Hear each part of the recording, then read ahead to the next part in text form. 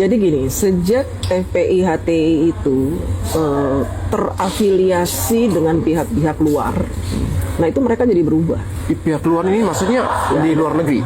Luar negeri. Ada yang membiayai dari Ada luar yang negeri? membiayai dari luar negeri. Uni Eropa atau Eropa? Ya dari Inggris, dari Amerika tuh saya udah dengar gitu. Nah mereka berubah setelah itu. Misinya apa itu? Misinya itu ya,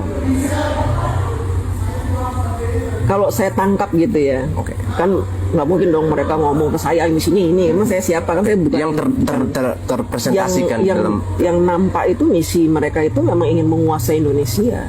menguasai Indonesia. Jadi mereka itu mendapatkan kucuran dana itu memang tujuannya hanya untuk Indonesia ini agar tidak dipimpin oleh orang-orang yang tidak pro asing gitu loh. Yang akan menghambat orang-orang asing menguasai Indonesia. Selama ini nih teman-teman, kalau abang kalau ingin tahu hasil sumber daya alam kita ini yang ngelola siapa? Apakah Indonesia? Asing. Asing. Yang ngelola asing. Asing itu sebenarnya menjajah kita itu. Selama kepemimpinan Bapak Soeharto, Bapak SBY, dan tidak ada yang berani untuk mengusir mereka dari pengelolaan hasil bumi, nggak ada yang berani. Dan ketika Pak Jokowi itu benar-benar berperang, walaupun berperang sendirian. Karena apa? Di kiri kanan Pak Jokowi itu ternyata juga terafiliasi dengan orang-orang asing ini. Nah, organisasi HTI FPI itu dianggap bisa mewakili mereka, mempengaruhi suara rakyat Indonesia yang mayoritas Muslim. Oh, oke. Segmentasinya lebih kepada Muslim. Teman-teman atau masyarakat Muslim ya. Gitu. Kalau mereka bisa menjual ayat-ayat atau apa, pasti nanti mereka akan didukung oleh umat Islam kan.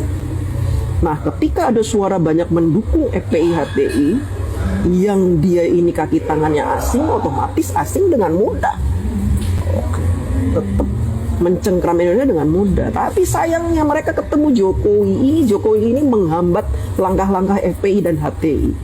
Tapi Pak Jokowi malah bilang antek asing. Nah itu ya strategi mereka. Padahal mereka juga justru mereka yang memulai gitu. Betul. Dan yang mendukung mereka bukan dari Cina, yang mendukung Pak Jokowi dari Cina. Yang mendukung mereka dari Eropa. Nah ini sebenarnya yang memang harus terus-menerus diinformasikan kepada rakyat Indonesia. Hati-hati dengan kelompok-kelompok orang yang menjual agama ini. Dan di dunia ini kan jualan paling mahal itu, laris itu ya. Di Indonesia ini kenapa FPI HTI cepat berkembang? Karena mayoritas Muslim dan mereka gampang terdoktrin. Karena ini orang ini jualan agama. Dan kenapa Pak Jokowi membubarkan? Karena selama Pak Jokowi melawan orang asing ini terhambat juga oleh mereka. Karena mereka setiap Pak Jokowi ingin membuat sesuatu, ngerebut blok rokan misalkan, mereka tuh ntar ada demo ini gulingkan Jokowi. Ingat nggak? 2015 Pak Jokowi mau digulingkan, itu Pak Jokowi ingin merebut blok mana? Nah, itu. Nah, ketika ormas mereka dibubarkan, double ormasnya dibubarkan, mereka ini muncul dendam yang teramat sangat. Karena apa? Pertama, kucuran dana tidak ada lagi. Ketika mereka bubar, otomatis berhenti kucuran dananya. Ketika kucuran dana berhenti itu, apakah mereka ada hasrat untuk mencari sumber dana yang baru lagi? Yang jelas mereka punya kucuran dana dari mana-mana. Mungkin dari sini berhenti, tapi yang di sini masih membiayai. Kan kita nggak bisa sebut namanya ya, masih membiayai. Ya akhirnya apa? Karena mereka dibubarkan, mereka berupaya untuk bikin lagi organisasi baru. Makanya teman-teman harus tahu nih, ada organisasi baru namanya FPI.